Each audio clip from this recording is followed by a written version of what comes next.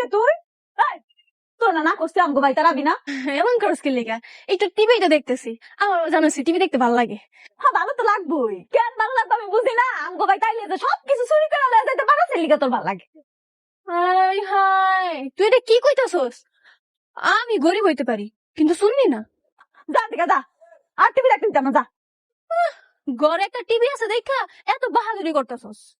ঠিক আছে, আমিও দোয়া করতেছি তোকে টিভি বেশি দিন টিকবো না, দেশ নষ্ট হয়ে যাবো। যা দিকে, শুনবি করে শুনি, যা।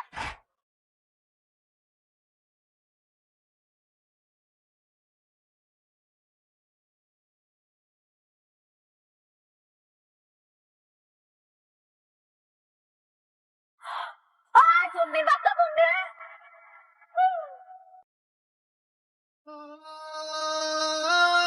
তোর জুতার মেলা কেন করেছে জানোস? মদ খাওয়ার টাকা তুমি ঠিকই জোগাড় করো, আর আমার টাকা জোগাড় হয় না। হ্যাঁ আব্বা, ও বাবা, চাচা, আপনি আমার আব্বা এটা কি অবস্থা করছেন? কি ব্যাপার, আপনি মানুষ নাকি পশু? আপনি বাবার মধ্যে একজন মানুষকে জুতার মালা পরিয়েছেন। 3 মাসের ভাড়া বাকি, আমার ভাড়ার টাকা না দিয়ে ওই টাকাতে মদ খেয়ে ঘুরে বেড়ায়। এখন তো এই যে বাড়ির মাঝখানে জুতা পরাইছি, 3 দিনের মধ্যে আমার টাকা না দেয়, পুরো মহল্লায় আমি জুতা পরে ঘুরাবো, দেখি কেন কি করাবো। কয় মাসের ভাড়া পাবেন আর কত টাকা? 15,000 টাকা পাবো 3 মাসের।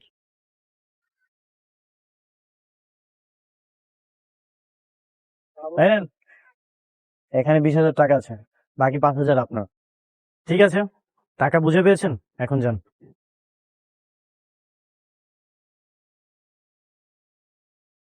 বাবাজি, আপনি কে? আর আমাগর বাড়িতে কি মনে করে আসছেন? আর এতগুলা টাকা আপনি কেন দিলেন? আমি কে আপনারা আমাকে চিনবেন না, সমস্যা নেই, এইবার টাকাগুলো আমাকে দিতে হবে না। ও, আপনার বাড়ি কই? এই এলাকায় তো আপনার আগে দেখি নাই।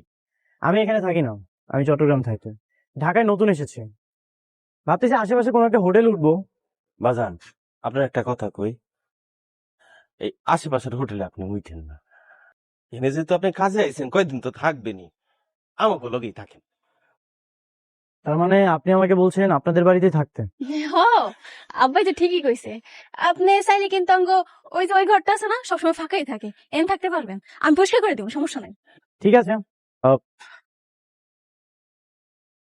এই টাকাটা রাখো, নাও, যা খেতে ইচ্ছা করে সব বাজার করো, অনেকদিন হয়ে গেল মায়ের হাতে রান্না খাই না। ও, আরেকটা কাজ করো, রুমটা ক্লিন করে দাও, আমি আসতেছি। আব্বা তুমি বাজারে যান। আচ্ছা আচ্ছা, যা। যেভাবেই হোক এই বাড়িতে আমার থাকতে হবে। আল্লাহ গো, এত দামি টিভিটা নষ্ট হয়ে গেছে, চালু হইতেছে না। কি করিস, কি হয়েছে? আর কোনো না আম্মা, ওই সুন্নি আছে না, মুন্নি আইয়া আমগো টিভিটা ঢিল মেরে গেছে গা। টিভি ভাইয়া দেখছিস তুই কিছু কইস নাই? এক্ষুনি যা, গিয়ে এখন গিয়ে জরিমানা আদায় কর, যা। কিন্তু আম্মা, ওরা যে বুড়ি, ও তো নুন আনতে বানতে বলে, আর টাকা দিব কেমনে? কেমনে দিবে এটা আমার জানার দরকার নাই। যেখান থেকে পারিস টাকা আদায় করে নিয়ে আসবি, না পারলে টাইম দিয়ে আসবি। হ ঠিকই কইছে, এমনি তো ছাড়ন যাইব না, ওই সুন্নির বাচ্চার কাছ থেকে আদায় করতে হইব। আমগো কি ওই গরিব হইলে যাই দেখেন। উনি, তুই খেয়াল করছো ওই পোলার ব্যাগের মধ্যে সোনা দানা টাকা পয়সায় ভরা, মনে হয় অনেক বড়। বাহ, কি সুন্দর ঘ্রাণ, মনে হচ্ছে খাবারটা খুব মজা হবে। অনেক বছর হয়েছে মাটির চুলে রান্না খাই না।